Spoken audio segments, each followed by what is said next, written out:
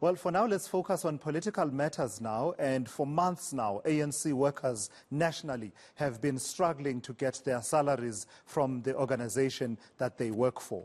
In August, the party resorted to fundraising in order to pay staff. Today, workers are on a nationwide strike against the non-payment of salaries. Let's go live now to Cape Town, where we are joined by eNCA's Lindsay Dentlinger. So this protest action and picket is not new, Lindsay. It takes place every other month with ANC staffers raising a number of issues to do with their conditions of employment. How is it looking in Cape Town?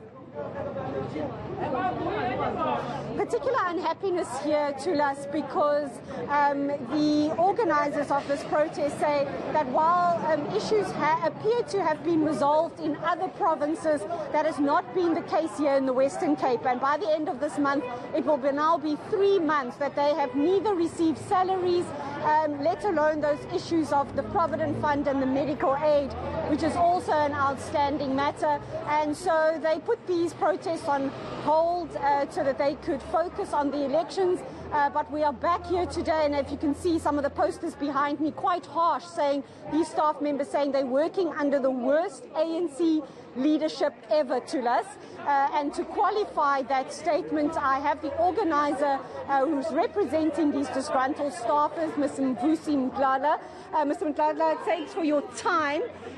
Why do you say this is the worst ANC leadership ever when it comes to staff welfare issues?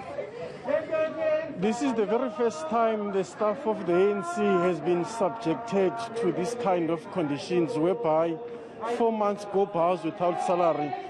This is the very first time that the staff of the ANC Provident Fund have not been paid for more than 36 months. This is the very first time that the ANC staff members are losing their policies because of debit orders are bouncing at the bank. Even if tomorrow some of them they can pass on, they cannot even bury them because they've got no other plan.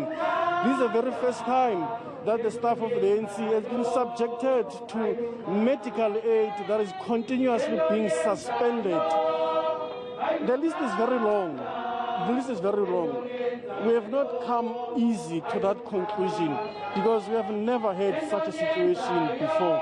We are writing exams now. We can't send our kids to the school. There are many issues. It's a very serious hardship that we are subjected to. Mr. Mdlala, the reason you're resuming these protests here this afternoon, I take it you're not getting any joy in terms of discussing with leadership. What are you being told in regard to why these salaries can still not be paid? We are not getting joy from the leadership. The last time we met with the officials of the ANC was on the 7th of October. It was on a Tuesday with deadlock, and then they agreed that we are going to meet on a Thursday on the 9th. Till today, we have not heard a word from them, even an apology why they did not honor that agreement. Because in that meeting, what it became clear, the plan that was presented to us was not concrete, and we couldn't buy it, we couldn't believe in it.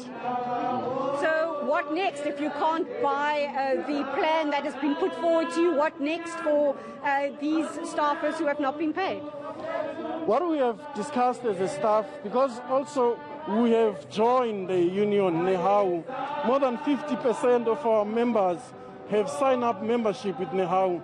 The leadership is dragging its feet to recognize that agreement with NEHAU, up to a stage whereby NEHAU also had to take the matter to the CCMA. We hope that by this week they were going to do that. Failure to do that, we've got no other option as staff to approach CCMA on our own, also to seek legal opinion on how best this matter can be resolved of flouting the laws of this country. Thank you very much, Mr. Mdlala. So as you can hear there, Tulas, an ultimatum being put to the ANC leadership that failure to pay them will see this matter land before the CCMA, Tulas. All right, thank you for that. That's eNCA's Lindsay Dentlinger tracking that story from the side of the Western Cape, from Cape Town.